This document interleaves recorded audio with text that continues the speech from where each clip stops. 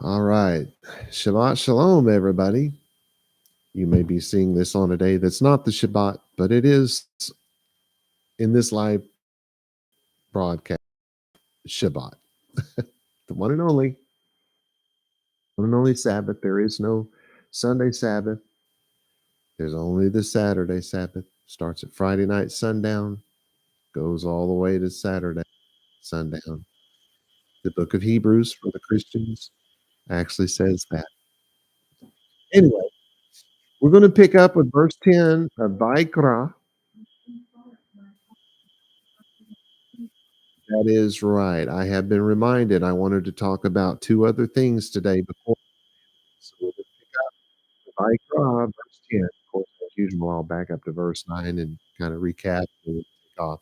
But before that, I wanted to talk about two things. One is tithing.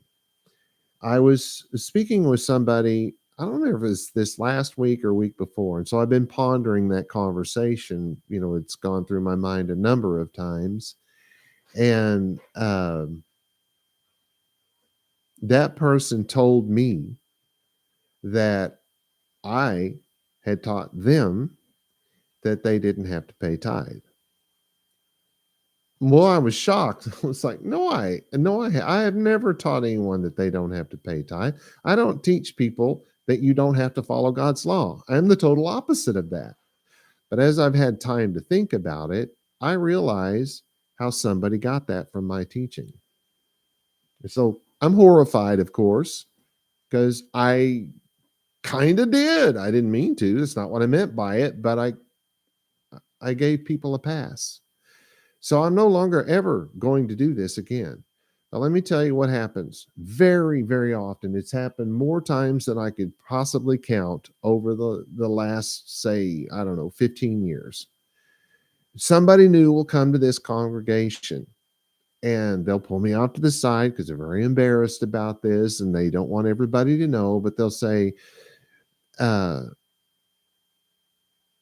they either call me Robert or Dr. Allen or Rabbi, whatever, let's just go with Robert. Hey, Robert, I haven't been living for God. I've just now found out the truth and I really want to live for God. And really want to do this Torah thing and wind up in heaven and all that good stuff. But I got a problem. It's okay. Well, what's the problem? It's almost always the same one. I can't pay tithe. I don't even have enough money to pay all my bills. I'm having to use my credit card to get me through until things get a little bit better. Can we all, understand that, right? Because, boy, with the economy, the way it's just up and down, up and down, up and down, and particularly in these last 2 years, it has shot downward like a rocket. And you'd think it hit the bottom at some point, but it hasn't. So, I get that. I mean, I get somebody coming in that's brand new and has not lived their life according to the law their whole life. This is a new thing for them. And so this idea of paying tithe. Well, what I used to, and I'm saying used to now because I'm not ever going to do this again because it's wrong. But what I used to do is say, listen, don't worry about paying your tithe right now. I always say right now. That part never seems to like in one ear and out the other. But I say right now. Right now, what you have to do is start making your plans. This is the path. We get on the path. We just got on the path. We're not going to get struck with a bolt of lightning for not paying our tithes the moment we step on the path. That's not going to happen. God's not like that. But what I tell them is you need to set up a plan such that you get out from under this debt that you're in and find some way to live within your means. Because if you can't pay tithe, you're not living within your means. And you are commanded by God's law to live within your means. So if you can't pay your tithe because you just bought that new house that, with air quotes here, God just gave you, it was a big miracle. No. If you're buying a house and the side note of you buying that house is you no longer can pay tithe, God did not want you to have that house. Period. End of story. I don't care how many miracles you can point to and say, see there, God wanted me to have the house. If that stops you from paying your tithe, God wasn't in it ever at any point. If you buy a new car and all of a sudden you purchased that new car and you can no longer pay tithe, God did not want you to have that car, period. End of story. Well, how am I supposed to get to work? Walk, ride a bike, take an Uber. You got to find some other way to do it because you can't afford to do that. On the other hand, maybe you could stop, getting your hair and fingernails and toenails done every month. Maybe you can stop buying a $10 coffee on your way to work every day. You might actually be able to pay your tithe if you did something like that. And I don't feel bad for anyone living a life like that. And because you're a thief, you are the ultimate thief because you're stealing from God, doing those selfish little things like that. And they are selfish. You do not need to go stop at Starbucks. Is that clear enough? I don't mean to be harsh here, but I got accused of teaching people not to pay their tithe, and I have never, ever done that.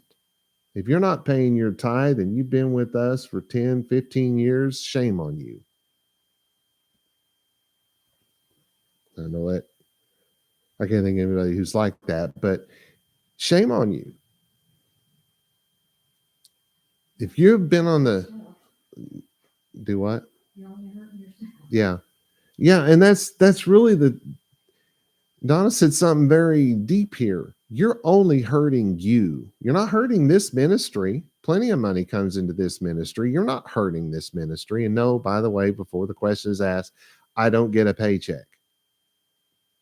We use the money to build a synagogue. We use the money to do things that are involved in our feasts that we hold out here. We use the money to buy this expensive television equipment. It goes to the ministry. And yeah, we send money. We're getting ready to send money out. There's this guy. You got to hear this story. I'm gonna go off to the side here and let some of you recover from those harsh words, if there are any. Actually, I don't know who's listening. It's like there's hundreds of them of people listening now, and I don't know who you are. So you probably haven't been with us for 12 years. So then maybe I hurt somebody's feelings. Maybe I didn't. I can't think of anybody who would fall in that category, but maybe there is. I don't know. But there is a man who was a skydiver instructor, and he used to strap people on his stomach, and then they jump out of an airplane. Well, the last time he jumped out of an airplane with someone strapped to his stomach, he deployed the chute, and it didn't open.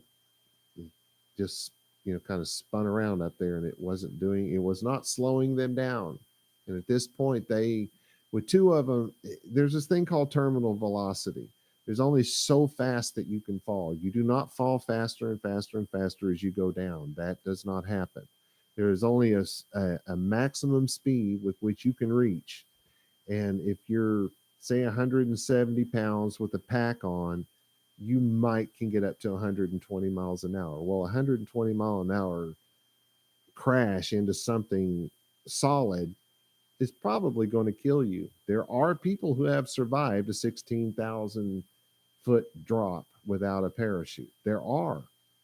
One guy landed in a bog, and he landed on his side, which is the best way to land if you're going to fall 16,000 feet. And in that mud, so it was like hitting a big old airbag.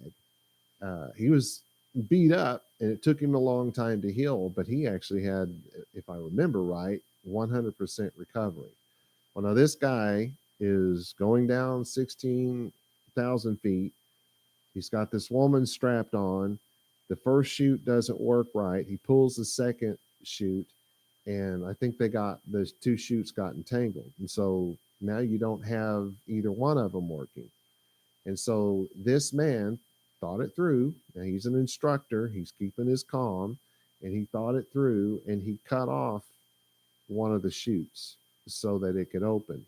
But it wasn't enough I guess so it's the secondary, which is a much smaller one.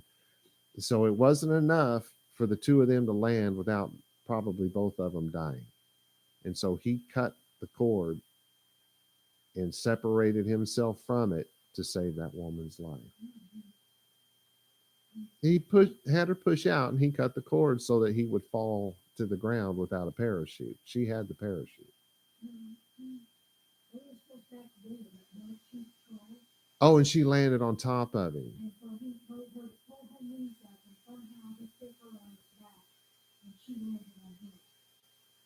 Okay, I thought he cut the cord, but anyway, she landed on him and she survived and was apparently fine. I mean, it may have taken a while, but she was fine. He, on the other hand, is now a quadriplegic. He literally lived through it. Oh, so there had to have been a yeah. That one of the smaller chute had to have still been open for him to do what he did, but he made her lean forward so that she would land on him, so that they would spin underneath, so that he could land first, and then her on top of him. And in doing so, he saved his life. Well, he wasn't a rich man in the first place, and he doesn't, I guess, probably didn't even have insurance, and his parents now have to take care of him, and that is the most heroic thing I think I've ever heard a man do. I want us to send, we send out the offering for Passover every year. I want us to send that person some money. He has a thing where you can send money to help him with his medical bills and all of the stuff that he needs. Wonderful. Anyway, so back to this tithe thing. What I'm going to tell you now is the way it should be. If you have to go without food to pay your tithe, then you are obligated to do it. You should. We are the fattest nation on this planet. We can go without a couple of meals here and there.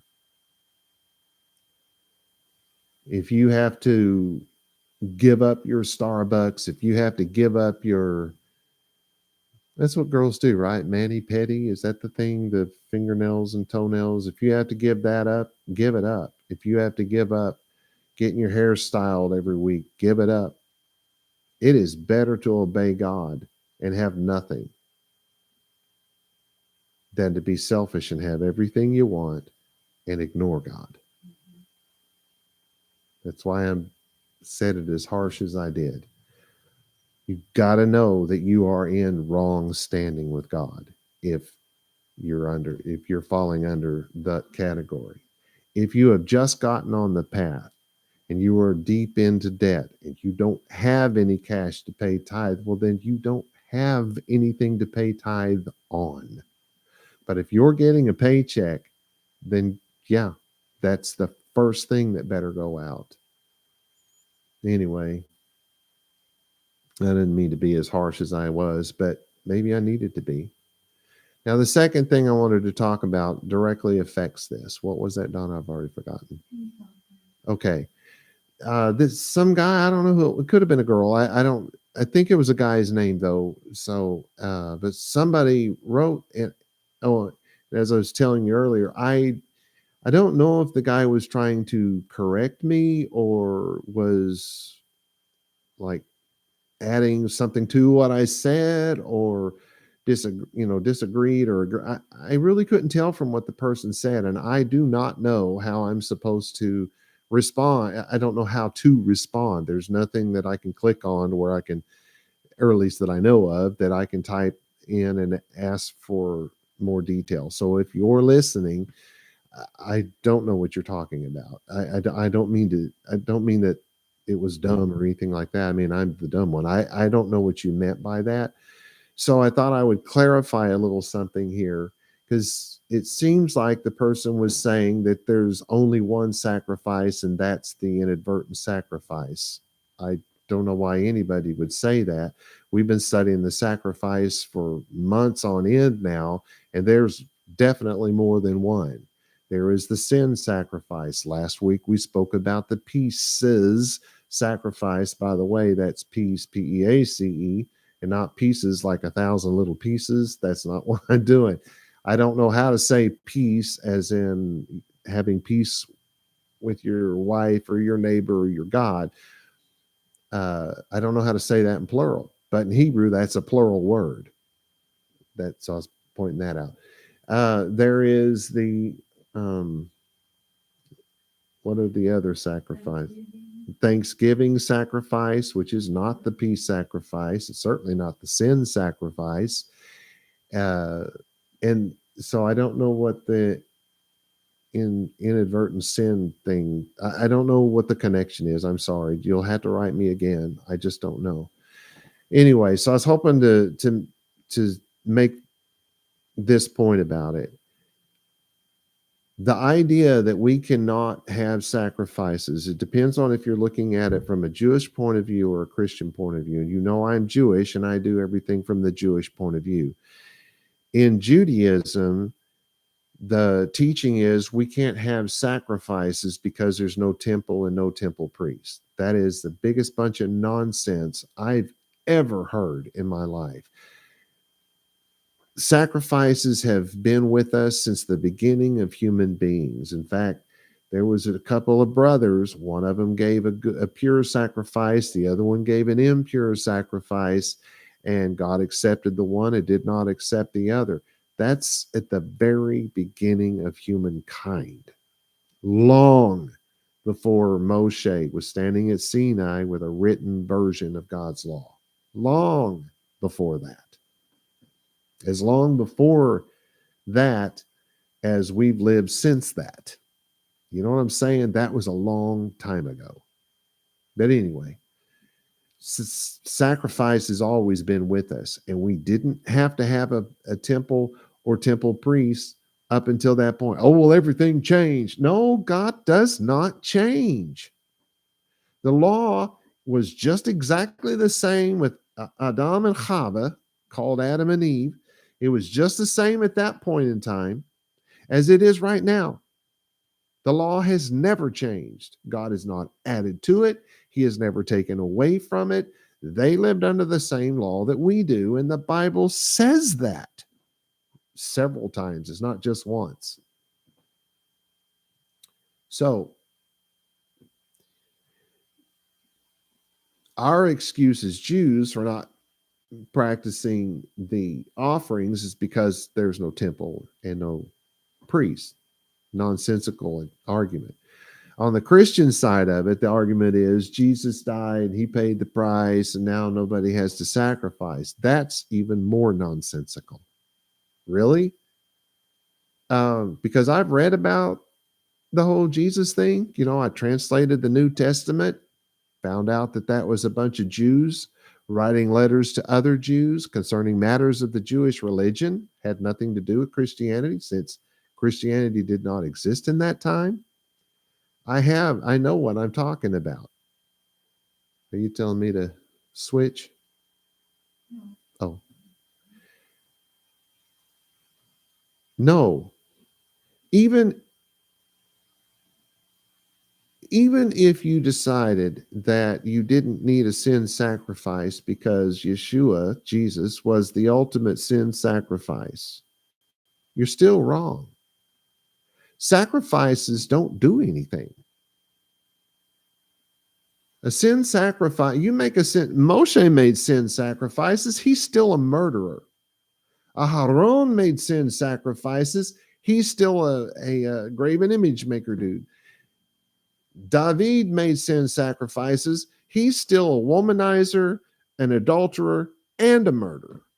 That never changed. I wish people could get a hold of this. Yes, Yeshua was in fact a theophany. That was in fact a manifestation of God in human flesh. I do believe that. But he was not a Christian. He was a Jew. There's only one religion, and that's Judaism. Christianity has never been sanctioned by God, and God has no obligation to make it right. We are the ones that have to follow what God gave us, not what somebody else invented 400 years after God ascended back into the heavens. That's nonsense. We do sacrifice to remember. It's a remembrance. The covering comes, your covering in the olden days, if you will, that was the priest himself was your covering. Remember? if you've heard any of this stuff we've been studying, you know that the priest was the covering, that not the sacrifice. You sacrifice the animal so you could eat. And the whole point of that sacrifice was so that you could remember that you have committed these sins, and you are telling God, in effect, I'm not going to do that again, or at least I'm going to try my absolute human possibility best. I don't know how else to say that. I know that was terrible grammar. Not to do it again. That's what sacrifice is for. Yes, Yeshua is the ultimate sin sacrifice, but it doesn't have a dang thing to do with your sin. He did not come to cover the sin of everybody. He came to to restore Yisrael to right standing with God. The sin of the world had nothing to do with people in other parts of the world. The sin of the world was the Jews had stopped living according to their covenant with God and were living like the rest of the world. That's the sin of the world. And so Yeshua came, he made the sacrifice, was the sacrifice, and that reinstated the covenant that we have to live by. God does not change. If we were supposed to make sacrifices from the beginning, we are supposed to make them till the end and all the way in between. That doesn't change because it's about a remembrance. The sacrifice will not save you. Obedience saves you, and that is in the New Testament. Read the letter they call James. Just read it in English. You should be able to see that if you do not obey God, then you have no hope. Read it. Just read it in English. It's a terrible translation, but you can still see that saying, "Oh, Father, forgive me in Jesus' name," has nothing to do with salvation. Nothing. Salvation is for here and now. We need to be in right standing with God here. We don't need salvation there. We either have it or we don't. You need it here. And it's salvation of your emotions, it's salvation of your mind, it's salvation from your past. That's what God's word gives us. And the more we know of his word, the more salvation we will receive from this place the Bible calls the valley of the shadow of death. That is earth. It's not some valley in Israel, it's earth. Because this is where death resides. You're not going to find death in heaven. Anyway, I've probably said too much. Well, let's review verse 9 from last week. My translation of the Hebrew text says, "And when you reap the harvest of your land, you shall not completely reap the corners of your field, and gleaning your harvest you shall not glean." And I left it that way because hopefully by now anyone listening or to me or reading my translations knows that just means that's like putting an exclamation point. The most important point in this verse, the most important words are don't glean. And remember, reaping is you go in, you cut it down and take it wherever you're going to take it so that you can sell it or use it or box it or bag it or whatever it is you're going to do. But whatever you drop, that's not yours. Whatever is left on the plants or in the ground or in the trees or whatever, you're not allowed to touch any part of it. That's the gleaning. And this verse is telling us the most important thing you need to take away is whatever you don't get, you need to take it home with you. So to further enhance some of the things I said before I got started here, think about the story of Naomi and Ruth and Boaz. Now, this happened Very, very early. I know it's later, where it's placed in the Bible makes it seem like it's a later thing, but these people lived very early on. This is an older book. They didn't put them, they were trying to put a book that's not written in chronological order in chronological order. And that's why your books are in the Hebrew Bible, or what Christians call the Old Testament. They're out of order. They're not, they shouldn't have been put in that order. So these people lived very early on, way before Moshe, way before. And these people who didn't have that written Torah, who had not said everything that you said, we will do and obey, here they are following that law somehow. And how they knew the law, well, that's for another day. That's a whole different discussion, because, yeah, the Torah has always been here. It was here before the foundations of this planet, of this, everything that we know. And the Bible says that. Anyway, so here they are sleeping in the field that night. Why were they doing that? Because once they got up and left, anything that was still in that field was no longer theirs. Anyway, so you're going to leave the corners, and then Haskani, as I said, I'm going to read this again because this is unbelievable to me. Haskani, basing his comments on the Sifra, which I'm not positive he was, but Onkelos by Drazen and Wagner, they said that he based it on that. And there's a good reason for them to say that, but I'm still not completely convinced. But I'm going to go with what they say. I'm not quoting them or anything, but I'm going to go with them on that one and say maybe probably Haskani based his opinion on Sifra. But either way, they basing those two people were in agreement that we did not have to follow God's law, because see, they found a loophole. They found a way around it.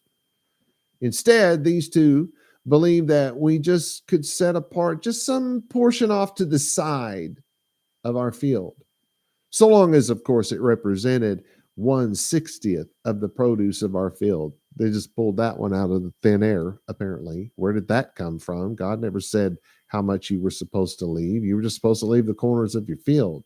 That was up to us. Somebody who's stingy is going to leave a very little bitty part of the corner, and somebody who's very thankful that God has blessed him with all of this and not stingy is probably going to leave a bigger portion of the corners of their fields. But either way, God said corners. I just read it to you. He didn't say set some part aside and make sure you give 1/60th. God did not say that. And so anyone else who does, he's wrong. She is wrong. I don't care if it is a sage. They are wrong. The text tells us differently. Anyway, so we start today, and we're going on. Remember, we're in the chapter of the law that teaches us personal holiness. And continuing on with this whole don't glean the corner of your fields, it says, and this is that real super straightforward English translation that basically makes no sense. And vineyard you, not you shall glean, and fallen vineyard you, not you shall glean. To poor and to foreigner, you shall leave with them. I, Yahweh, got you. Right? So we have the harmecha, which is how that word would have been pronounced back then, a field, place where you plant food, a garden, a vineyard, a orchard, it can be all kinds of things where you plant food.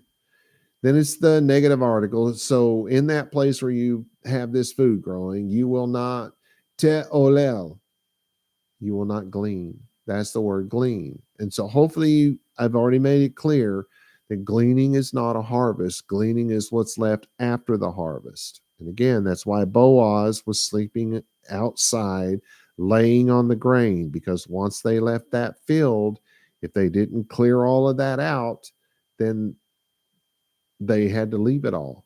So that's why they slept in the field. Anyway, then it's uferet. And this is where I get the whole idea of you can't take whatever is fallen. So if you're picking up parts of your harvest, you put it on your trailer or whatever it is, and some of that stuff falls off, you can't reach down, pick it up, and put it back in the trailer. Once it falls, that's what this word is. Fallen, karnecha, in your vineyard, not telachet, or I said that totally wrong. Telaket. It's a cold, not a cough. I didn't even say that right. Anyway, it's a Q, not a K.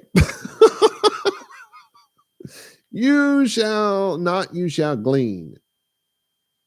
So whatever is fallen, you can't even pick that back up. You see why it's telling you can't glean twice in the same sentence? Not only is it making it more important, but what it's saying is, first off, you can't glean. Second off, anything you drop, you cannot pick up, because then you would be gleaning. Then it says, le'ani. Le'ani. That is for the poor. And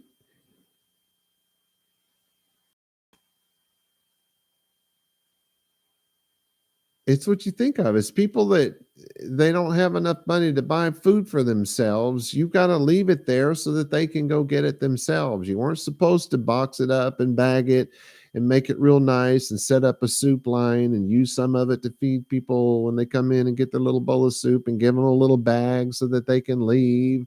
No, they were supposed to go get it themselves.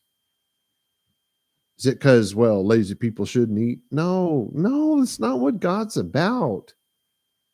It's so that these people can have dignity. You know that there are people out there that'll stand on the street corner and they'll just hold up a sign and need food. And some of them are just scammers and they get a lot of money. Some of them really need food. But some of them have enough pride, and really not pride in the bad way. There's a good pride, like being proud of your children. That's not a bad thing.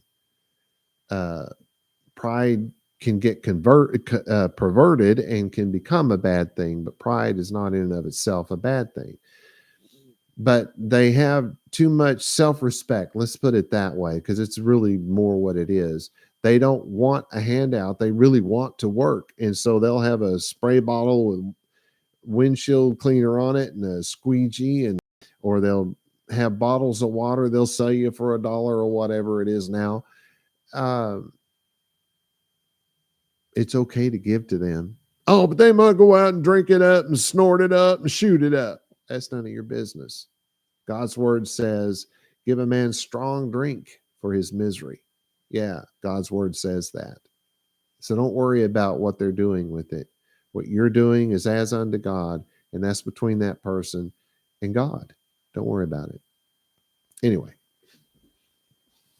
our next word is vaYiqra. So it's and for, and this is a word that keeps being translated as sojourner or stranger or foreigner.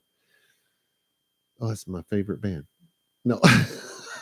Anyway, this is the word that when the Septuagint was translated, and I'm going to get to this later in the chapter. I'm going to go deep into this because there's the argument that, oh, well, that's post-biblical and we shouldn't be using that word. I disagree. I think it's the right word.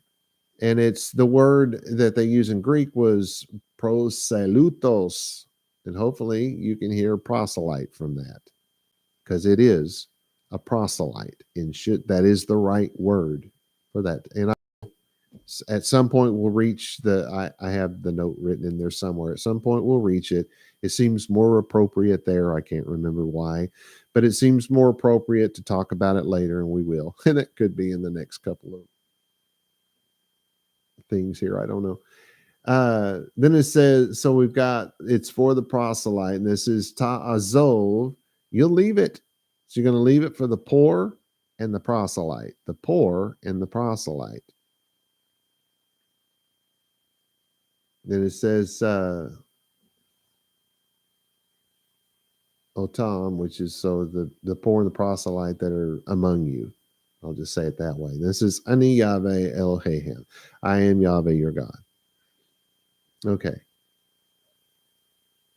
So my translation, and you shall not glean your grapes, because at this point we're talking about grapes, and fallen grapes you shall not glean. In other words, you will not pick them up. They, speaking of the fallen grapes, you shall leave for the poor. I am Yahweh your God. Harvesting, well, I've already said this, that harvesting and gleaning are two completely different things. So I'll go on. Yeah, we're doing good. Verse 11, very, very literal English. Not you shall steal, they, and not you shall deceive, they, and not you shall deal falsely, they, man with peoples you he. You can kind of figure that out from this one. Sometimes it's understandable, sometimes it's not. So you start off with the negative article, lo, and then it says ti genovu. And yes, that is the proper pronunciation from the olden days. You shall steal they. In other words, you won't steal from them. To steal is to take away by theft. You generally do that secretly. The signification is taken from the idea of side. It's to break a side, to take from the side, to deceive, properly to deceive anyone's heart, to deceive their understanding. It is a nifal, which that's a grammar thing in Hebrew, that's stolen, taken by theft. But it's the same meaning as pual, which is taken in secret. No one saw the thief, nor knew that that the theft took place in the first place, right? So it's secretive. You got to get that idea that this is secretive. And so theft comes in many different ways. You break into someone's house, you take something. Somebody drops something and doesn't realize it, you snatch it up, you've stolen their stuff. Somebody, say a young woman ask her husband, does this dress make me look fat? You steal the truth from that woman if you say, oh honey, no it don't, where the truth is, no honey, I think it's your butt that makes that dress look fat. Frankly, I think if a woman's dumb enough to ask that question, she deserves that answer. In the end, if you look fat, it's because you are. Talking from personal experience. Okay. So when you lie to somebody, it's a lie, and the lie steals the truth. So it's theft. When somebody asks you a question and you actually do know the answer, but you say, well, I don't know, you've lied. If you don't say anything, you've lied. It's called a lie of omission. When somebody asks you a question, and the only example I can think of off the top of my head is back when I was playing in the music business, our group had been offered a record deal, a major record deal with a major record label. Now, I've been through that many times, so don't just conclude that you know who this is, because you shouldn't. I was offered more than one record deal. That happened quite often when I was in the music business. I just couldn't quite get over the threshold for different reasons. But in one of these cases, the whole group had been offered a record deal, and the leader of the group, who wrote all of our songs, and it was his girlfriend that got our demo tape to the record label. So he felt entitled. He felt like that this should be, he should be a single famous person, and that we didn't really bring a lot to it. Well, he did that. Mom said it's okay with you, Dad, if it's okay with her, if it's okay with you. And so Dad says, well, if it's okay with Mom, then it's okay with me. And so then they run to Mom and say, hey Mom, Dad, okay with him, if it's okay with you. And both have been played, right? Well, I don't remember what that's called when you say something that is sort of true, but it was deceptive and it wasn't really true. So this guy had done that with us. He came to us and told us that the record label did not want to have to deal with 6 different lawyers, which would, there were 6 of us in the band. There would have been 6 different lawyers. So his remedy for that was for him to sign the deal personally, and then we would all stay together, band, and we would still get our fair share of the money, but this way we don't take a chance of losing the record deal. Well, he'd gone to the record label and told them that we couldn't afford individual attorneys and all of that, and wondered if he could just be him as the star and him making the deal, and we would make our deal with him. And they bought it. We sort of bought it. We all got a little suspicious about that. And when we got suspicious, he asked us, well, what's the hang up about that?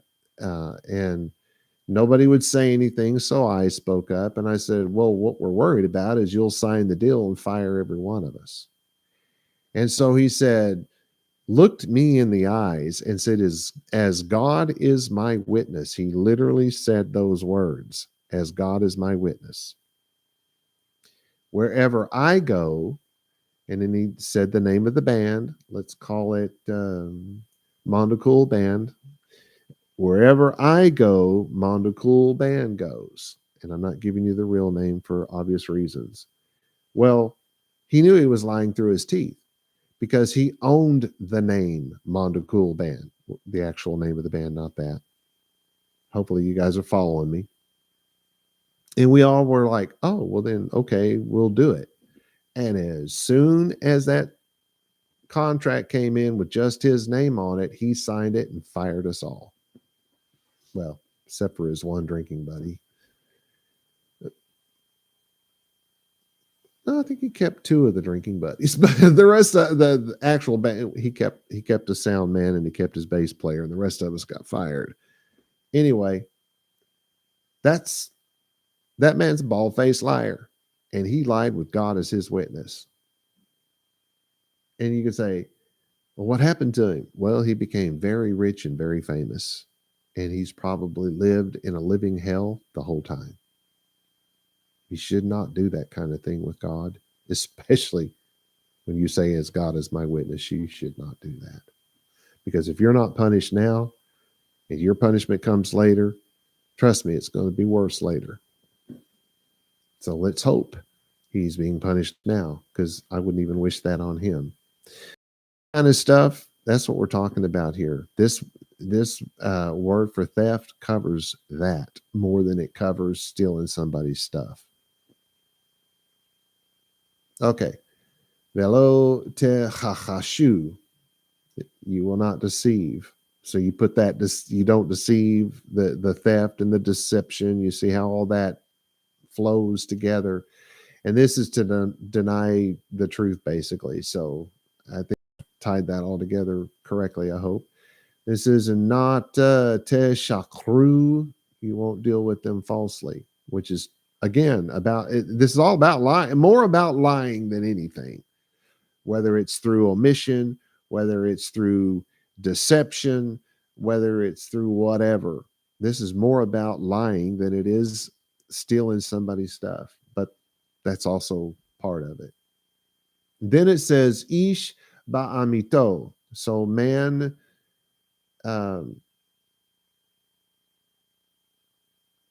it literally would be man with, in English, it'd be with people's he.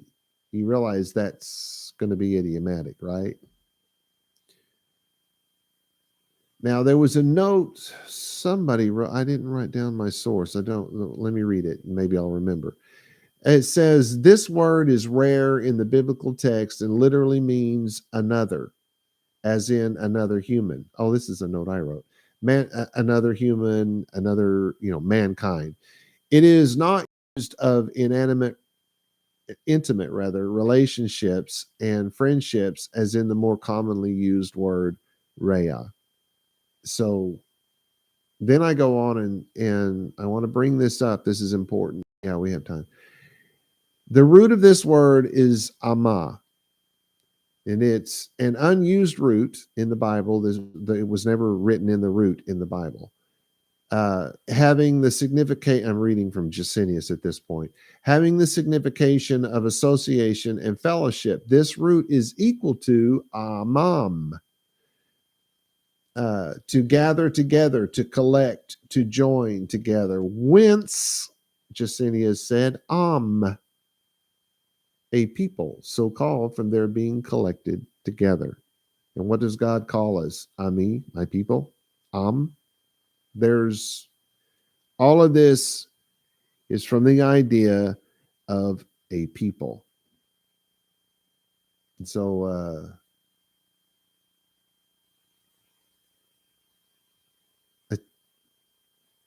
the way it's written, that would be like every human being on the planet you're not allowed to do this with. It doesn't really bring that into your group of people, though it could be argued, because the only people that God called are the Jews. So there's an argument there. All right. So my translation of 11 is, you shall not steal from them, and you shall not deceive them, and you shall not deal falsely with them. Yehudim, with others who have joined themselves to my people. So probably you should show that. Can you go ahead and we may have to go back to the other camera, because I don't know if that box will fit here. Okay. We're going to split this up. I want you to see this. It'll make more sense if you can see it. The play button, it looks like a play button on a recorder. The little triangle thing pointing to the right. There we go. All right. So it says, you shall not steal from them. Well, who are the them?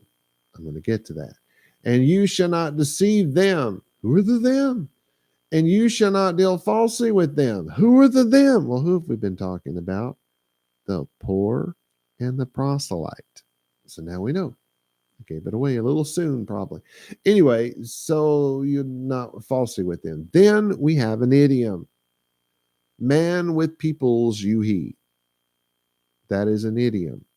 So it's Jews, Yehudim, Jews, with others who have joined themselves to my people. And what did it? Who are the them? The poor. And the poor would be representing the Jews, the poor among the Jews, the poor Jews. And then the other is, and the proselytes. And then they use the idiom that reinforces the idea of this word being a proselyte. Man with peoples you he means Jews with others who have joined themselves to my people. And the my being capital because it's God's people. So hopefully that will help you understand. I didn't know how else to put that in English. That's difficult. All right, yeah. So even Ezra wrote that the word T genovu, which is how it's exactly how it's spelled in this sentence, which means steal, was written in plural to show us that we must snitch on the thief. Tell him the thief, snitch. So he's that this word means that we're supposed to be a snitch. However, the use of the plural in biblical Hebrew was used to show more than one, what we think of as plurality, and more often than not to indicate that something continues without end. Something continues without end. That is mostly why things show up in plural in such strange places. Thus, in the end, even Ezra was wrong. Plurality was not used to indicate a deeper hidden lesson. No, it has nothing to do with that. Now, Onkelos by vaYiqra, or not by, Onkelos vaYiqra by Drauzin and Wagner says that Hilchot Geneva 1:1, basing their opinion on the Babylonian Talmud, Baba Kama 113a, concluded that the prohibition on theft in this verse is to be applied equally to Jews and Gentiles. However, we do not need either source to know this, since theft is theft. Rashbam wrote, I added that last part. Rashbam wrote that lying about property that was left with us was to be applied to the prohibition here on dealing deceitfully. He also wrote that lying about money we have borrowed was to be applied to the prohibition on lying in this verse. He is right. However, the problem I have with his argument is that over time, this specific connection, or these specific connections to these specific prohibitions, become the only connections. After a while, it becomes acceptable to lie and deal deceitfully about other things, since these prohibitions are so narrow in scope. I don't think that was his plan, but that's what happened. Wow. I somehow run out of time here. I really don't think Rashbam meant to narrow the field. I think he was trying to give an example. At least I hope that's what he was doing. Because in this case, I couldn't read his work. I had to read what someone said about his work. So I can't be positive about that. But why would you narrow that down that way? You know, this is a man who's lived life a long time, has had people do him wrong like I've had people do me wrong. And you'd think you would know that this is all of this lying. So in this case, the lying is either narrowed to just Jews and proselytes, which I think can be argued very, very powerfully, or it's you can't do this with anyone, which I think is a more powerful argument. Even if we're supposed to just be specific to this group of people, to the Jews, because of this particular verse, if it were to limit us only to the Jews, you can't get out of the fact that you can't lie to anybody, because in the 10 Commandments themselves, it says, thou shalt not kill. And that word moot is also of not lying. Because when you lie, you moot, you murder the truth. So it's part of it. So either way, you're not supposed to lie. And know what little white lies are not okay, because it leads to the next thing and the next thing and the next thing. Back in I think it was the 60s, they began to teach about white lies. Now that may have been around long before that, but let's just say that's when I came across it. And and this is, I don't know, early to mid 60s. I hear this and they're like, oh, you don't want that poor girl asking if this dress makes her look fat. You don't want to tell her that because you'll hurt her feelings. It was always about you'll hurt their feelings. You just don't need to be that. You know what? If you don't want to hear the truth from me, don't ask me a question. If you don't want to hear the truth from me, maybe you say, hey, Rob, will you lie to me? Well, in that case, I will, because we both know I'm lying, and then that way I'm not actually lying, right? So if you say, hey, Rob, you can lie to me about it. How old are you? I'm going to say, well, I'm 23. Of course, I can say that anyway, because you know good and well I'm at least 24. It's one thing to do that jokingly. It's something completely different to do that to cover your own bad deeds or whatever, to be deceitful in some way to get some kind of gain out of it for yourself. We're not allowed to do that. And so if we do the white lie and spare her hurt feelings, you're not really doing that for her gain. You're doing it for yours, because you don't want to have to put up with the outcome of that for the next couple of weeks. White lies led to manipulation of truth, like what that guy did with us. So wherever I go, the band goes. Well, no, the band name goes, and we didn't pick up on that. So we, being that band, didn't realize that he had purchased that name. I don't know how you do that, but he had the copyright on the name, I guess. And so I think to this day, they still go by that name that we used at the time, but none of those people we signed, well, when our record deal was stolen right after us. It led to things like that. And if you want a really good example of what I'm talking about, just watch Alvin and the Chipmunks. They do it constantly. They've taught 2 generations now how to do that flawlessly. I hated that cartoon from the moment I saw it, watching it with I didn't let the kids watch it because it's a terrible thing to teach kids. So anyway, I have run out of time and things to say. We will pick up with whatever verse is next. I don't even remember where we were. We'll try to make sure we know that by next week. We'll start with verse 12, apparently. Shalom v'shalom, everybody.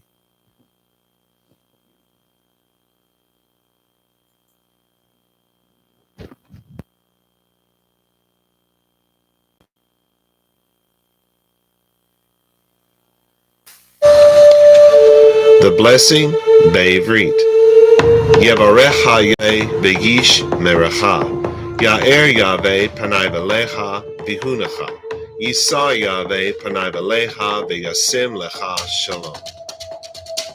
And in English, may Yahweh cause you to lie down so that you may rest. May he touch and caress you. May he prepare you for what is ahead. May he watch over you. May he keep you from harm. May he cause goodness to grow in you and take away the bad. May he arrange your life and cause you to flourish. May he cheer you up and gladden your heart. May he cause his light to shine through you. May he show you tenderness and favor and love in his presence. May he show you kindness and be delicate towards you. May he show you his generosity, mercy, compassion, and desire for you as it comes forth from the depths of his soul. May he lift you out of your pit and deliver you from the things that hold you prisoner. May he draw you to his chest and cast his eyes on yours. May he show you his love and desire for you as he cradles you in his arms. May he bear your punishment and pardon you of your sin. May he take you for his bride. May he establish a foundation in you. May he place his name on your heart and mind and make your body his temple. May you be his treasure. May you always be on his mind. May he draw you near and comfort you when you are afraid. May he assure you there is nothing to fear because he is with you. May you and all that concerns you be at peace because he is your friend. Amen.